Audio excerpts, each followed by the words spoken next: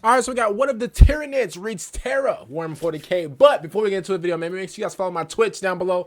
And for you guys to actually follow my Twitch, you know, shout out to you guys. I'm actually going to shout out some names that actually followed my Twitch yesterday. So every time somebody follows my Twitch, whatever, and then in the next video, in the newest video, whatever, you will get, your Twitch will get it like a shout out. So shout out to Silver_Saber. For following the Twitch, I really appreciate it. Shout out to SugarCube169 for following the Twitch, and also shout out to Exalted_Hyperion. Shout out to you for following the Twitch, man. Again, like I said, if you follow my Twitch, you will get a shout out in the next video. So other than that, man, thank you all so much. Let's get right to it. Let's go. Although the Tyranids just seem like a minor pest on the galactic stage since they pretty much never win, and when they do, it doesn't actually affect anything, they are theoretically the galaxy's greatest threat. More dangerous than Chaos, the Orcs, Necrons, and the Tau combined. That's because, like, okay. I mean, bro, it is like a numbers game, right? Like, there's like billions of them. Like, there's like trillions of them, right? Like numbers wise, bro, they're up there. Like, it's GG's. That is because there is a theory that GW loves encouraging that the current Tyranid high fleets are just the tip of the foreskin compared to the rest of the shaft that the Tyranids have in reserve. Vanguard fleets, scout forces. If this is true, then yeah, rip Warhammer 40k. But until it's actually proven, as of right now, the Tyranid forces we see are the Tyranid forces in play. But that begs the question, could the Tyranids in their current form invade the Sol system and consume Terra? What would happen if they tried? Could they even get past the outer defenses? It's an interesting question and worth talking about. Before we get started, I'm happy to announce the latest major mini to try consume Terra. This will be a realistic lore-friendly what if, not just every Tyranid versus every Space Marine kind. Hey, let's just keep it real. We all know what happened. Let's just, you know, let me just put this perspective or whatever. But this is like LeBron James going up against like what, 5 level 1 WNBA players. You know, we all know what happened if Vulcan would come through. Bro, Vulcan's coming through, bro. He's unleashing the green tornado fire on these bums. Bro, he's stumping all these termites out, bro. It's like he got 2 just big green Air Force Ones just stumping everybody out. That's what's gonna happen. I'm sorry. I mean, it is what it is. Hate on what you want to hate on, bro. Vulcan is literally the greatest of all time, bro. Point blank, period. Go argue with your mama. Don't argue with me. It is what it is. You know, that's just, I mean, bro, like, what do you expect? He's literally like the greatest of all time. I mean, bro, he's like the Tom Brady of this thing, really. Vibe. Let's get into it. Let's get into it. The strategic advantage of wiping out Terra would be huge for the Tyranids. Without the Astronomicon, the Imperium cannot travel the warp very well. However, the Tyranids don't need the Astronomicon, so it wouldn't affect them. This would effectively make each Imperial world isolated and vulnerable, allowing the Nids to consume the lightly defended worlds first, and then build up enough biomass to take on the bigger, more fortified worlds, like Macragge. However, Terra is also the most defended world in the entire galaxy. It's even more defended now than it was during the Siege of Terra, with all kinds of fucked up shit protecting it, as well as the fact that getting there is also a big issue, with numerous worlds in the way as well as fleets that would try to engage and skirmish with the Tyranids. But just because it isn't easy doesn't mean the Nids can't do it. First up, the Nids would need to gather their strength. They wouldn't use all their hive fleets in case they were defeated. The hive mind knows the risk and knows that if it committed its entire strength and was killed, then the Tyranids would be effectively wiped out from the setting until more hive fleets arrived. The Nids would begin merging. Bro, they got backups, bro. Like that's the thing. Like, it's not even like you would think that, oh snap, like they all just went out bad. Whoop did he do? No, bro, they got backups, bro. And they got backups to those backups to those backups, bro. They got like 10 NFL stadiums just ready to battle.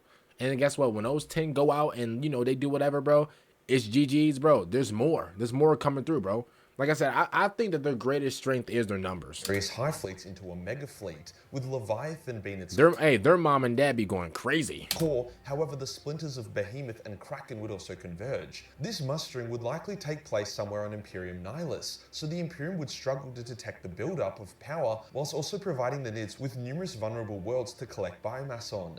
Many of the minor hive fleets would also converge here, including Chimera, Grendel, Harbinger, Proteus, which was already actually heading to Terra, Jormungandr, Dagon, and more. Some would not be called up, such as Kronos, who was designed to combat chaos, but many others would. This huge gathering of hive fleets would result in a lot of sharing of DNA that has been captured across the galaxy, upgrading existing combat forms and inventing entirely new ones that would be designed to combat Imperial forces. The hive mind would want to travel to Terra as fast as possible in an attempt to take the throne world by surprise and prevent it from being overly prepared. Using their Narval bioships, the Tyranids would be able to create a large gravity wormhole sci-fi thingo that I don't really understand super well to bend space and travel faster than light towards Terra, bypassing the Great Rift. Despite their attempt at being incognito, such a big buildup of Tyranids as well as them beginning their transportation towards Terra would be detected and Terra alerted. There's also a good chance that the Emperor would see this coming and give his custodians visions via their dreams to prepare for war against the hive mind, Yeah. or dragon as it's often called. Eldrad would also receive visions and communicate them to Guilliman to return to the throne world. Tyranid travel is slow but very reliable. It would probably take them a decade or more to reach Terra.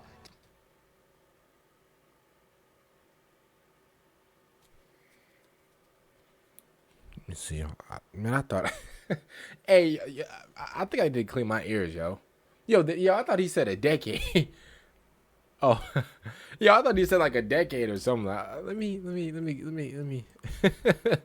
Hey, cause a 10-year airplane ride is crazy. Let me clean these real quick. There's also a good chance that the Emperor would see this coming and give his custodians visions via their dreams to prepare for war against the hive mind, or dragon as it's often called. Eldrad would also receive visions and communicate them to Guilliman to return to the throne world. Tyranid travel is slow but very reliable. It would probably take them a decade or more to reach.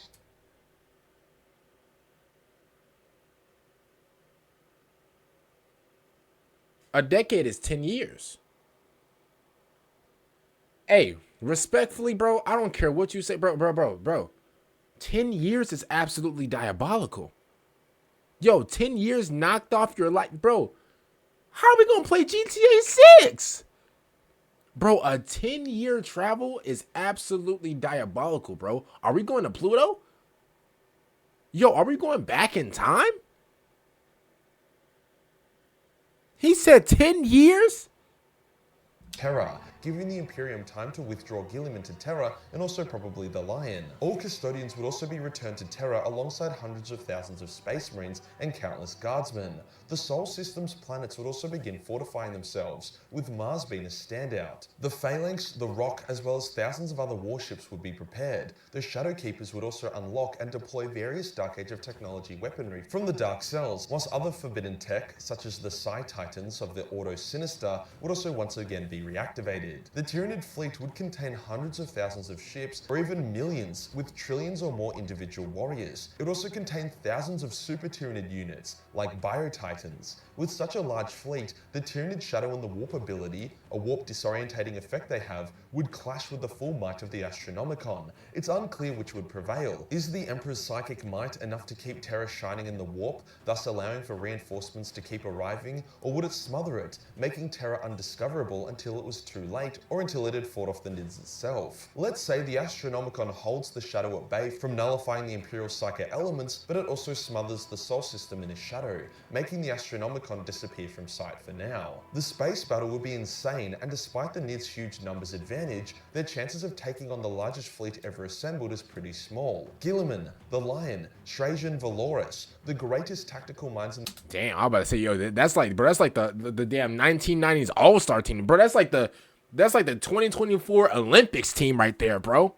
They said Guilliman, the Lion, and who else? That's like LeBron James and Stephen Curry teaming up. Galaxy would be too much for the Nids, combined with the obscene firepower from their super ships, like the Rock and the Phalanx. Not to mention Terra's orbitable plates and surface-to-space weapons, as well as Mechanicus elements. No, the Nids would want to land on Terra as soon as possible. They would begin by splitting their mega fleet into hundreds of smaller swarm fleets. Each swarm would blockade and siege the other planets in the Sol System, divide and conquer style, whilst the main swarms would attempt to get around the Imperial fleet and begin dropping units and spores on Terra as soon as possible. Many Tyranids would die, especially the bioships that engaged the main Imperial fleet in order to tie it down long enough for the rest of the swarms to get through. Inevitably, the Tyranids would get through after suffering massive casualties. However, with how massive their army is, they wouldn't really mind. The Nids would begin dropping their— Bro, because they pump out they pump out 2 million Tyranids a second. Bro, like I said, there's no like stopping them, bro. Like their army is so like, it's not even an army at that point. And yo, I heard, and correct me if I'm wrong, by the way, like, you know, do what you guys got to do. I heard, this is what I heard. No Taylor Swift. that you've been asking about with some other girl. But listen, I heard that like all the Tyranids weren't like separate things. I heard that they were like all one big like being, if that makes sense. That's what I heard. Like, I don't know like if that's correct or not. Correct me if I'm wrong. I know you guys are like, you know, connoisseurs out there. Yo, I heard that all these guys were like all just one big like, you know, just one pot of like potatoes. Is that true? Forces in populated but mostly undefended areas on Terra. Their spores disgorging countless warriors to spread out and wipe out local defenders, take down surface-to-air weaponry to then allow greater amounts of higher-tier Tyranids to be sent down. For each spore that landed, another would get shot out of the sky, with Tyranid casualties already in the billions. However, with Terra's insane population of quadrillions of people, the Nids would quickly begin consuming and harvesting its people's biomass, bringing them to digestion pools and allowing them to create warriors on Terra's surface. The Nids don't have time for a protracted siege though. In space, more and more of their ships are dying. Some of their swarms are able to take out the weaker planets in the Sol system, however others like Mars are able to annihilate the invading Nids, whilst others like Titan are also able to hold out. Trillions of Nids landing on Terra, they would begin to bum rush the Imperial Palace, My bad, y'all. encountering much heavier resistance. My bad, I had to go do something real quick. My bad. I thought somebody was at the door banging, man. I'm gonna keep it real. I thought Slaanesh came through with like seven people with the machine guns ready to just go crazy, spray the whole house up. My bad. In the form of kill zones, space marines, titans, custodians, and mass groups of guardsmen. The Nids casualties would pile up more and more. However, with Bio-Titan's support as well as the elite Tyranid forms, they would slowly and steadily begin to gain ground, all the while raining down spores around the palace itself. They can't just drop them straight on as the palace is shielded and has a shitload of guns, but before long the Imperial Palace is surrounded by trillions of frenzied Nids. The amount of Nid corpses would create literal siege towers that other Nids would climb up, whilst their blood would begin to flow across the world, flooding low-lying areas. The Lion and Guilliman would be defending the palace personally alongside Trajan. They would have to be careful though, even with their immense Ooh, yo, Vulcan, where you at? Yo, Vulcan, what's up, bro? Yo, you mind if I compliment his stuff? Oh, thanks, bro. Thanks. Bro, his armor's fire. His armor's fire. Yo, this is like a chrome green with a ooh, midnight, you come and pick me up on headlights. Man, this is fire. Tactical prowess, it would be their command skills that are valuable here, not their swordplay. Having a sick power sword or a 12-inch cock doesn't do much against a literal tide of 1,000,000 Tyranids sweeping you up. Hence, the Imperial heroes would more so be tasked with commanding different key areas and then taking out elite Tyranids that are able to get ahead of the swarm in order to try soften the defenses to allow the swarm to push up. Stuff like lictors, winged hive tyrants, trigons, or other chunky boys that can fly or burrow underground. There would also be numerous new Tyranid forms, including the Norn emissary, who would be constantly attempting to assassinate key Imperial heroes, such as chapter masters or the Primarchs themselves. So you bet your ass that our heroes would be busy as fuck. However, overall, this wouldn't end up killing many key characters in my opinion, as each commander would have a personal elite custodian bodyguard. The Tyranid push would look something like this. The swarm would encounter heavy resistance and begin to falter as it suffers huge casualties. Various lictors, trigons, gargoyles, and other infiltration Nids would then attempt to swarm did he just say gargoyles? Backline position. Yo. The defenders would fight them off and kill them, but the destruction and damage done would be enough to allow the swarm to push through and force the defenders to withdraw to another defensible position. Thus, the Tyranids would slowly gain ground. It would be a very costly tactic, but the Tyranids need to be fast and they have a lot of warriors to spare. This is where a number of things would occur. Either the Tyranids would eventually run out of gas from the Imperial onslaught, or the Imperials would win the space battle and begin orbitally bombing the Nid ground forces into oblivion, or the defenders' final defense point, probably in a hectic choke point within the palace itself, would be too strong for the Nids to push through, or maybe the Nids finally do push through and get enough warriors past to reach the Golden Throne. However, the Emperor isn't some bitch. I was about to say, bro, I don't think the Emperor would just let that happen. Yo, even though he discombobulated and he's sent down or whatever, I don't ever think he'll like, bro, I don't ever even think that the Tyranids would even make it into the same room he's in, bro. Man, he gonna have so many sentry guns pointed at those bums. Bro, all he gotta do is just imagine sentry guns. I mean, I don't think, bro, appear, boom, and just start spraying, bro. At the end of the day, listen, even though the Emperor is down bad right now, and like, he's sort of winning whatever. I mean, obviously, like, he good or whatever now, but like, even though like he's kind of like down bad, I still don't think he would even. I don't even think he'll ever like, bro. Even if like the Tyranids even become like some sort of like a threat to the Emperor, bro, he's shutting that down immediately, bro. He's shutting that down immediately. I don't even think they'll even come close to even getting even near him, bro. That man's like the president. With the opening of the Great Rift, he has actually managed to regain a level of consciousness and awareness, and you betcha us he would be jizzing out holy fire to burn some bugs. No, the only way would be for the Tyranids to get the Swarm Lord, as well as hundreds or even thousands of Neurolictors, Zoanthropes, and Neurothropes to surround the Golden Throne, which would mean that the Tyranids would have already had to achieve total victory or something close to it to set it up. But I really just don't see that happening. Yeah, come on, the bro. devastation of Baal was around 30,000 Blood Angels and a few million human soldiers on a solidly defended but not fortress world versus High Fleet Leviathan, the largest Tyranid hive in the setting at the time. Sure, the Blood Angels only survived due to the arrival of Kabanda and Guilliman, but they did most of the work themselves. Yes, the Tyranid force attacking Terra would be many times the size of Leviathan, however the defenses on Terra are infinitely better than those on Baal, not to mention the thousands of Custodes, 2 Primarchs, hundreds of thousands of Space Marines, trillions of Guardsmen, as well as all the other fucked up forbidden shit that would get deployed. Even if the Tyranids had an infinite number of warrior forms, they probably wouldn't be able to breach the palace before the Imperial fleet took out the Nid ships. The Nid's best warrior forms, like the Swarm Lord or Norn Emissary... Man, hey, pause, but that's a big boy. This is a big boy right here, yo. Listen, listen, I want to be that guy or whatever. Man, but this is a big boy right here, bro. He got like 8 different arms. This is just like 3 Tyranids just fused together. Like this is a really big boy. Still don't hold a candle compared to the Primarchs, and with Mars being next to Terra, you betcha us the might of the Mechanicus would be on full bug swatting display. There's also a decent chance that the Silent King and Eldar would intervene, assisting the Imperials by wiping out thousands of Nid ships. After all, the Silent King sees the Nids as the galaxy's greatest threat and wants sentient life to continue, whilst the Eldar know that the Imperium is their bulwark against their own extinction. So I'd expect a few craft worlds and a fuck-off huge Necron fleet to also get involved, especially since both factions can bypass the Shadow and the Warp. Overall, it would be shit for the Imperium, with Terra getting devastated and a number of Sol System worlds getting consumed. But the Nids would lose so much biomass that it would take them centuries to recover if they ever did. So it's not so much could they reach Terra, it's why they would want to, given their chances of victory are so tiny. There's also every chance that they wouldn't even be able to land a single warrior on Terra due to the system's defenses. When Khorne unleashed his Dang, bro, they got Patrick Beverly defense down there. Okay. Terra,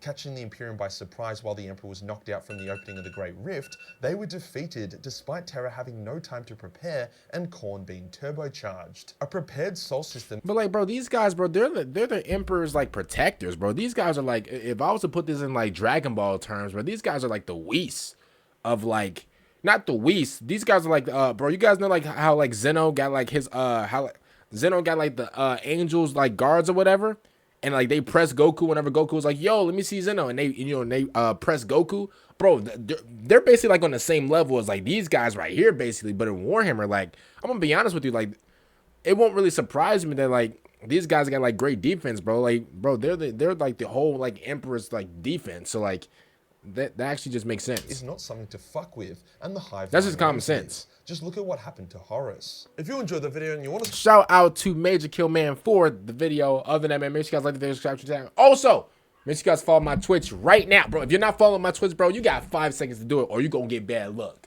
Yeah, I said it. 5 to the 4 to the 2 to the 0.5 to the 0.2 to the 0 buzzer beater. Did you follow my channel? Did you follow my Twitch channel? If you did, thank you guys so much. If you didn't, I'm gonna get you next time, yo. See you guys ever out. Peace out.